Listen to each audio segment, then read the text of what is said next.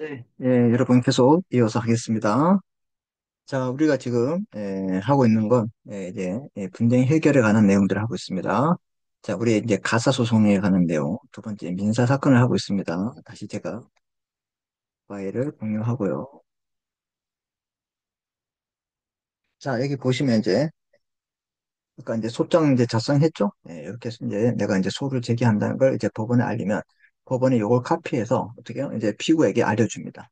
그럼 피고가 아, 이 사람이 나에게 소송을 제기했네. 나도 그럼 방어를 해야겠다. 이렇게 된다 이 말. 그래서 이제 얘도 이제 변호사를 선임해서 이제 어떻게 갖다 주겠죠.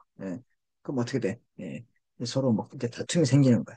그래서 이제 법원에서 서로 서류를 두세 번 받고 그 변론 준비 기일이라 그래요. 그 어느 날 한 날 잡아서 변론 기일 날 나와서 너네 다투어라. 그리고 이제 내가 너희들의 증거를 다 봤기 때문에 이제 결론을 내리겠다. 이렇게 하는 게 변론 기일이다 이 말입니다. 그럼 이제 변론 기일 날에는 이제 모든 걸 다 어떻게 해요? 이제 한번 결정을 내려야 되겠죠. 이 재판이 질질질 끌면 어떻게 될까요? 그러면 다 당사자가 피곤하죠. 돈도 많이 들어가고. 자, 이런 사실을 알아두시고 이렇게 보시면 만약 채무자 B가 판결을 이행하지 아니하면 별도의 집행법원에 이제 이제 판결을 한 법원은 이제 그 수소 법원이고 일반 법원이고 또 판결을 이행하지 않았을 때 우리가 강제 집행할 수도 있죠. 그 강제 집행을 하는 법원이 또 집행법원이에요. 집행법원. 그래서 아까 제가 여기서 강제 집행을 한다 이렇게 했죠. 이 강제 집행을 하는 법원은 어, 집행법원입니다. 네, 집행. 그래서 이제 민사집행법이라 해요. 이런 걸 참고하시면 돼요, 여러분.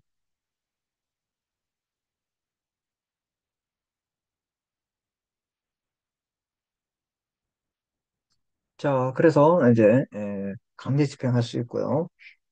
특히 민사소송 절차에서는 자유심증주의, 처분권주의, 변론주의, 집중심리주의가 작용한다. 이건 꼭 기억하십시오. 네, 그리고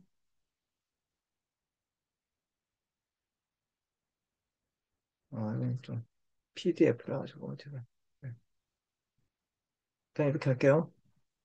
음, 꼭 그래서 자유심증주의, 그 법관의 자유심증에 의해서 이제 자유를 예, 지- 심증 이런 것들은 이제 자유롭게 해야 된다. 어디 자기가 부자연스러운 게 아니라 자유롭게 어떤 걸 증거 심리에 임했을 때 이제 자유로 이제 법관이 자기 모든 것을 다 동원할 수 있죠. 처분권주의란 말은 심판의 대상과 범위를 당사자가 정한다. 이게 처분권주의예요. 그럼 B가 A에게 소송을 지어서 금 3억 원을 대해서 이렇게 한정시켰잖아. 근데 갑자기 금 3억 원을 하면서 옆에 옛날에 빌려주던 거 뭐 또 3천만 원 또 있네. 이런 거 별도로 이렇게 청구가 다 별도로 해야 된다 이 말이야. 그래서 나는 이번에 3억 원에 대해서만 우리가 다투고 내가 재판을 진행하겠습니다. 이걸 당사자가 정한다. 심판의 범위와 대상 범위를. 이걸 무슨 주의를 한다? 처분권주의를 한다.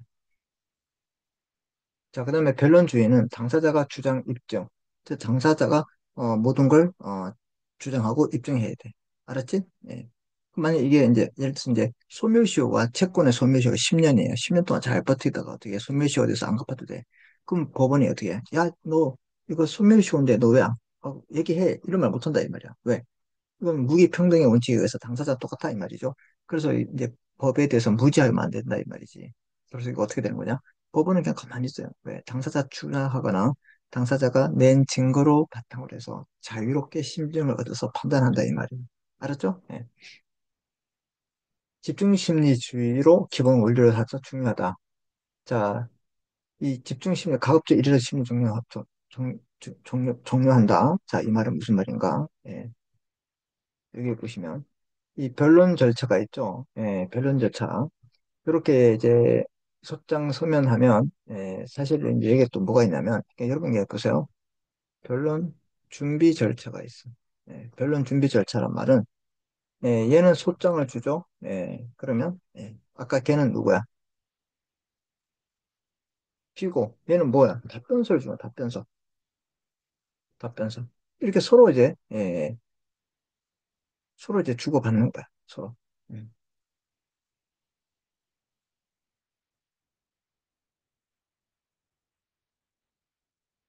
그래서 이렇게 그 변론 준비 절차는 이제 변론기일에 이제 들어가기 전에 이 한 번에 이제 변론기를 어떻게 이제 가급적 일회로 집중 심리를 해라. 그럼 집중 한 번에 끝내라. 돈도 많이 들어가고 사람 모이기도 힘들다. 그래서 변론 준비 절차 소장을 서로 이제 3, 4회 정도 이렇게 왔다 갔다 하면 이제 쟁점이 형성되겠죠. 그리고 한 번 모여서 끝내자. 그래서 선고하겠다. 정된다. 그리고 이제 확정되면 이제 원고는 B는 이제 원고 A에게 금 피고 B는 원고 A에게 금 3억 원을 이행하라. 이런 이제 행정문이 나오겠죠.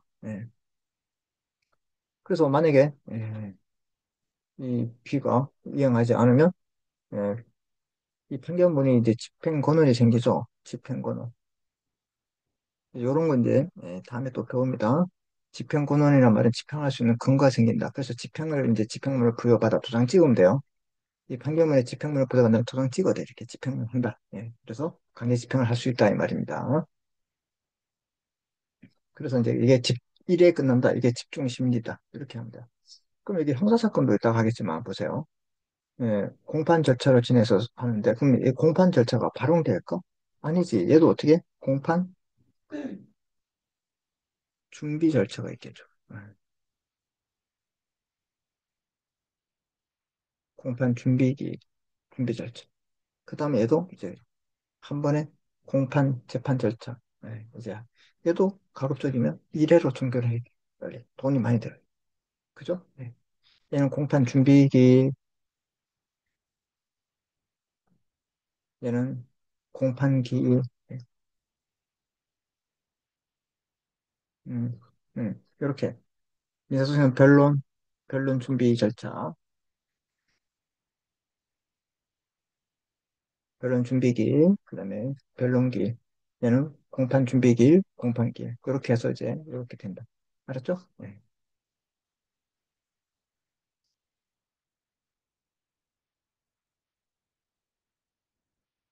자, 그래서 이제 민사소송이란 개인 간의 분쟁을 법원이 국가법에 따라서 재판으로 해결하는 절차를 말하고 있습니다. 아까 말씀드렸죠. 법원에 소장을 제출을 함으로써 시작됩니다. 피고의 답변서를 냅니다. 그 소장을 받았습니다. 이게 반박해야 되겠지. 답변서를 내고 원고의 준비서면. 이제 준비서면이라 말은 음, 최, 최초로 내는 소장을 준비서면. 그럼 피고가 최초로 내는 걸 또 준비서면이에요. 음, 그래서 계속 이제 뭐가 이제 첨부가 되죠.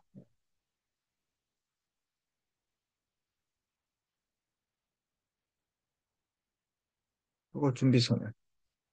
그 다음에 답변서 있지. 얘도 준비서면. 그래서 원고가 내는 준비서면은 뭐냐? 소장이다. 그 답변서가 준비서면은 누가 내는 거냐? 얘는 원고, 얘는 피고. 이해됐죠? 이게 준비서면이에요. 뭐 아무것도 아니야. 알았지?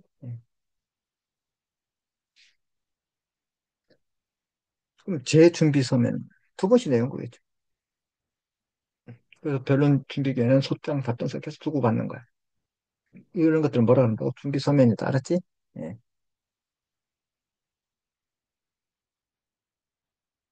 자, 그래서 피고의 답변서, 원고의 준비서면 소장, 법원의 쟁점 전리 기일 지정. 자, 우리 이제 모입시다. 당사자의 변론 나와주고 막 이 얘기하고 판결로 진행되고 소송 진행 중에 판사가 조정을 교환하기도 한다. 야, 이런 것들은 여러분 그냥 합의하세요. 그냥 알았죠? 예, 좋게 갑시다. 뭐 이렇게 하고.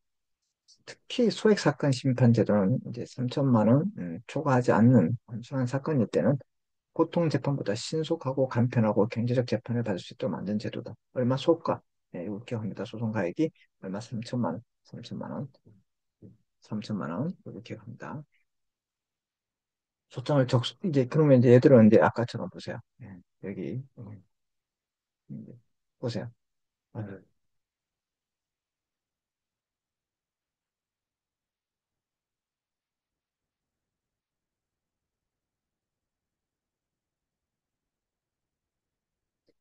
원고는 소장 작성하고, 그래서 준비 서면하고, 피고는 답변서를 작성해서 준비 서면을 하고, 그래서 이걸 어떻게, 전도 보통, 이제, 3회 정도, 보통 이제 3회 정도, 서로 왔다 갔다 하는 거예요. 알았죠? 네. 총 3회 정도. 왔다 갔다 하고, 이제 변론기일에 법원에 딱 모이는 거 변론기일이라 그래. 정점이 정리됐기 때문에, 예. 일단 한 번에 끝내자. 집중심부터 선고하고 집중되고. 알았지? 음.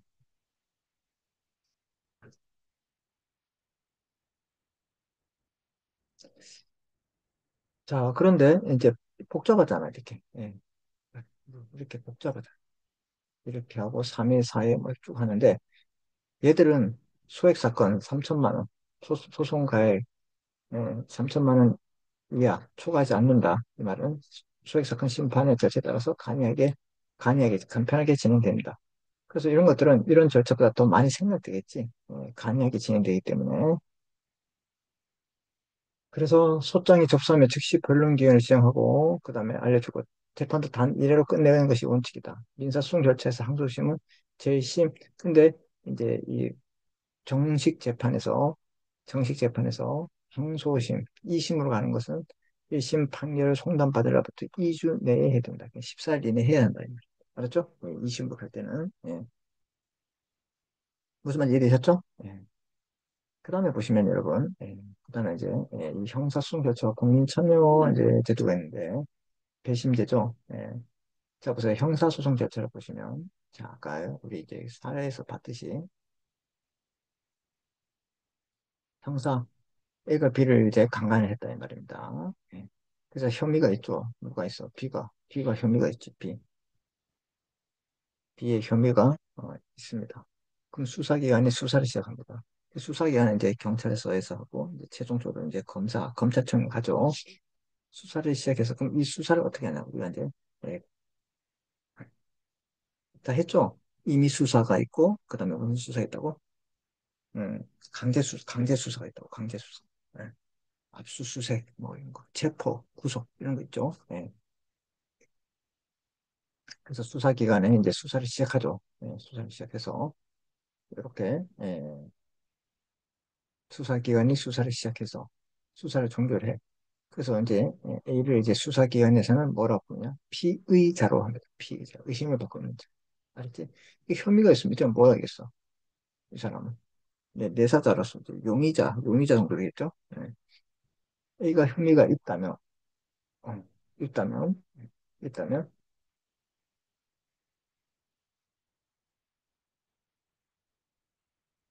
A에게 혐의가 있다면, 검사가 공소를 제기해서 어떻게 돼요?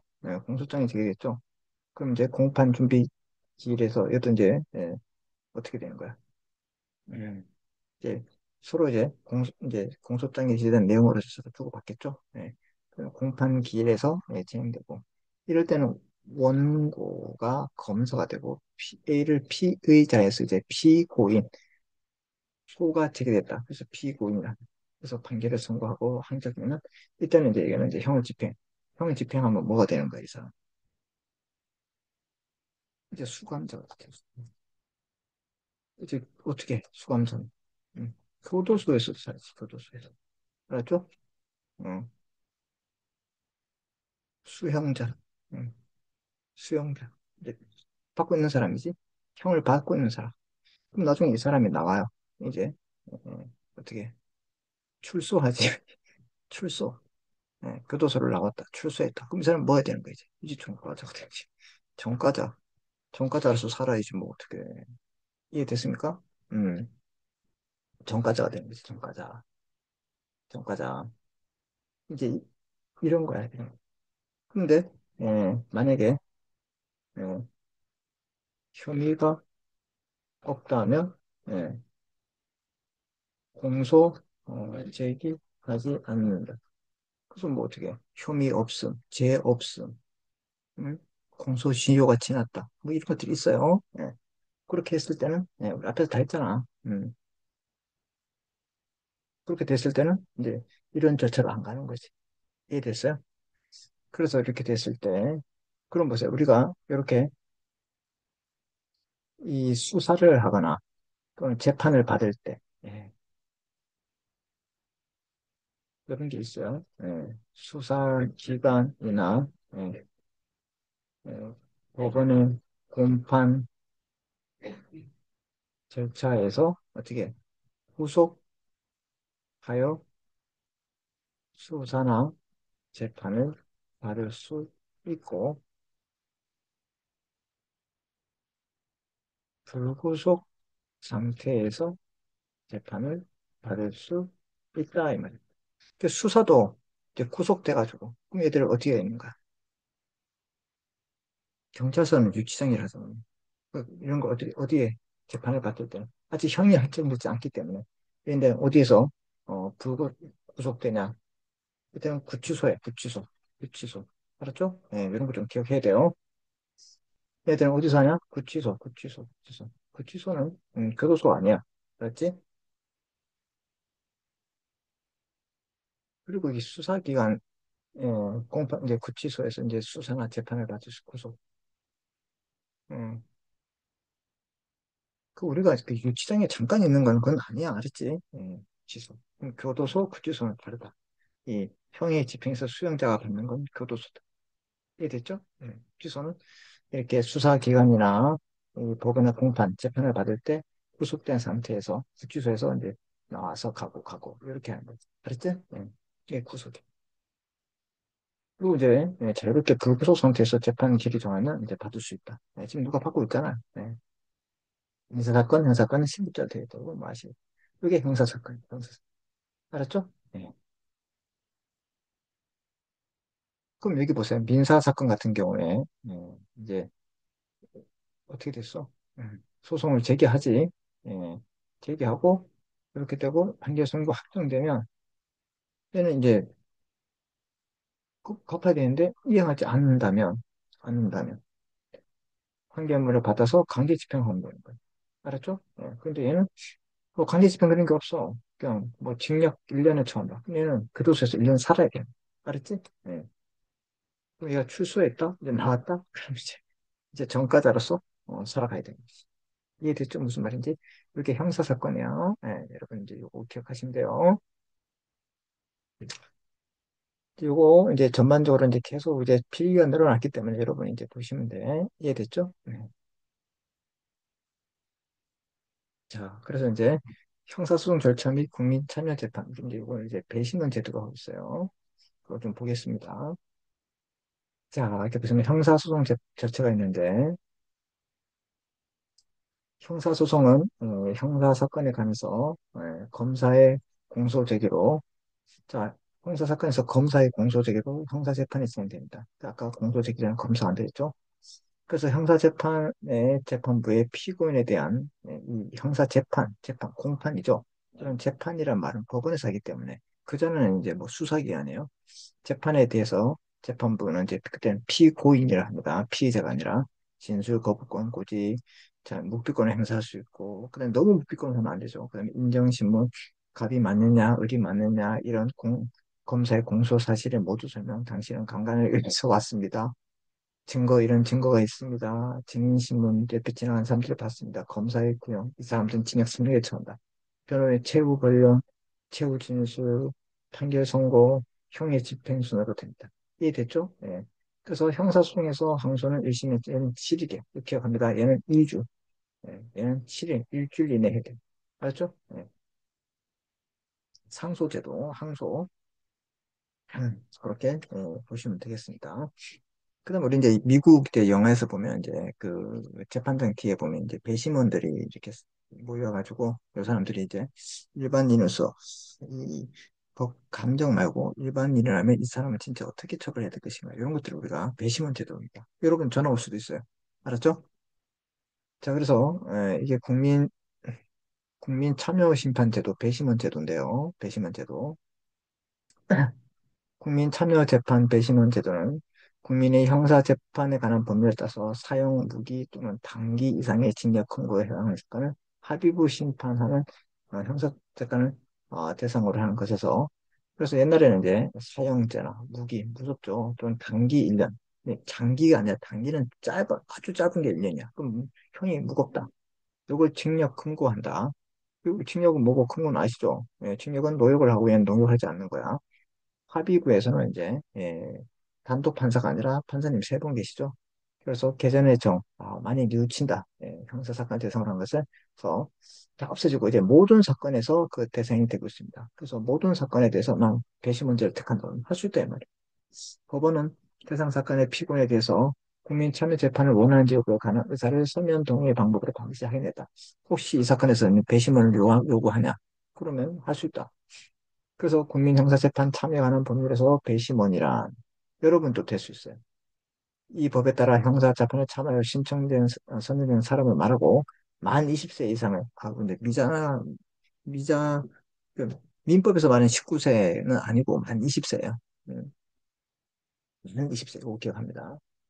만 20세 이상 대한민국 국민 중에서 이 법에 따라 선정됩니다. 무슨 법? 국민 형사 참여에 관한 법률에 따라서 출석 통지를 받은 배심원이 예, 정당한 사유 없이 지정된 일시에 출석하지 아니하고 법원의 결정으로 가태료를 부과한다.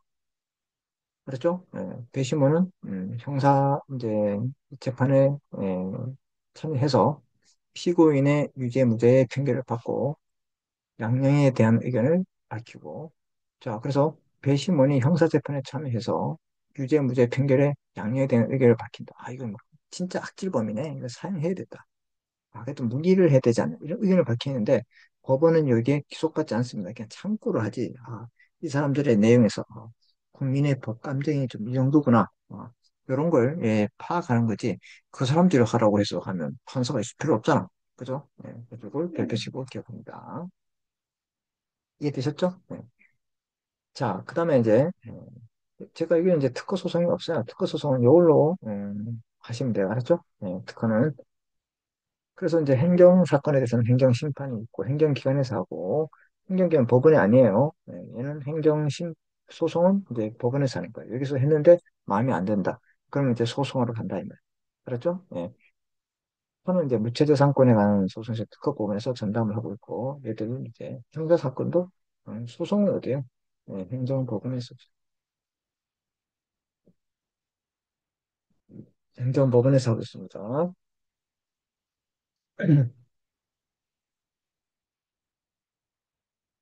행정심판 동아일주자 심판. 행정심판이라 행정청. 국가기관이죠. 국회, 법원을 빼고 나머지들, 알았죠? 정부, 위법하거나 부당한 처분 또는 부작위 하지 않은 범에 의해서 권리나 이익을 침해받은 국민이 행정기관에 권리를 부여하는 조치예요. 그래서 심판은 행정기관에서 꼭 기억합니다. 심판은 행정기관. 여기에 불만이 있으면 이제 소송을 제기합니다. 이제 소송이란 행정청의 위법한 처분. 여기 위법 또는 부당한 처분, 그러니까 위법한 처분 또는 부작위, 예, 위법하거나 이게 부당한 것보다는 위법 또는 부작위 등으로 위법, 부당한 처분, 부작위지만 이건 위법 또는 부작위예요. 권리의 이익을 침해받은 국민이 법원에 제기하는 권리수단이다. 행정소송은 행정심판 거치 후에도 할 수 있지만 이를 거치지 않고도 곧바로 할 수 있다. 반드시 옛날엔 요걸 거치고 요렇게 소송으로 왔는데 이제는 다이렉트 올 수 있다 이 말이야. 요걸 기억하다 이 말이야. 기존에는 행정소송은 행정심판 거친 후에 할 수 있었지만 이를 거치지 않고도 할 수 있다. 그러나 도로교통법에 따른 처분, 운전면허 취소 등 행정소송, 공무원에 대한 징계 취소, 그다음에 국세기본법상 각종 처분 등 법률에 정한 일정한 소송은 행정심판을 거쳐야만 행정소송을 제할 수 있습니다. 그래서 예외적으로 도로교통법에 의한 운전면허 취소, 그다음에 공무원에 대한 징계는 이 행정기관에서 일정한 자기 공무원인데 좀 잘못했어. 바로 법원에 가면 안 되잖아요. 니들이 좀 알아서 하고 안 됐을 때 와라. 알았죠? 네. 이게 됐으니까 이게 무슨 말인지. 다만 무효 등의 확인 소송에서 행정심판을 제기할 수 없습니다. 그러니까 무효 등의 확인을 구하는 소송을 법원에서 해야지 심판을 하는 것은 행정기관이잖아. 그래서 얘들은 하지 못한다 이 말이에요. 무슨 말 이해되셨죠? 예. 그래서 이런 것들은 이제 행정법원에서 한다 이 말이에요. 행정법. 그래서 행정법원이 하고 아까 우리 여기 이제 교과서는 없지만 아까 이거 제가 말씀드린 거, 이 특허 사건, 상사나 특허 등 이런 것들, 뭐 신용실한 이런 것들, 무체제 상권 이런 소송을 이제 특허 법원이 따로 합니다. 이해됐습니까? 네, 특허 법원이 이제 그럼 이런 사건 특허 법원에서 하기 때문에 특허 법원이 뭐야? 예, 전속 관할이 되겠죠. 이 행정사가 또 행정법원의 존속 관할이 되는 거예요. 여기서만 하는 거. 알았지? 네.